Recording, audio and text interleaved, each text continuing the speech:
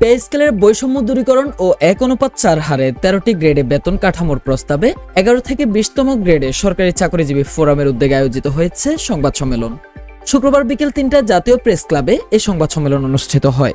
11 থেকে 20 ফোরামের সভাপতি মোহাম্মদ লুৎফুর রহমানের সভাপতিত্বে সম্মেলনে লিখিত বক্তব্য পাঠ করেন সাধারণ সম্পাদক মোহাম্মদ মাহমুদুল হাসান। এ সময় উপস্থিত ছিলেন সংগঠনের বিভিন্ন স্তরের নেতাকর্মীরা।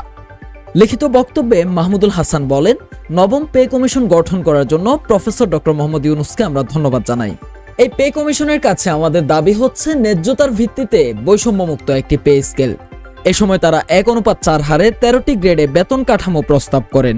আজকে সংবাদ সম্মেলন আমরা সরকারের কাছে এবং পে কমিশনের কাছে দাবি জানাতে চাই যে ন্যায্যতার ভিত্তিতে বেতন বৃদ্ধি করতে হবে।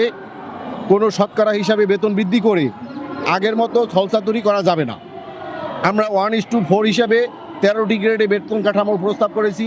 সরকারকে দাবি জানাবো যেন আমাদের এই প্রস্তাব মেনে নিয়ে সর্বোচ্চ 1,28,000 টাকা এবং সর্বনিম্ন 32,000 টাকা এই হিসেবে আমাদেরকে বেতন।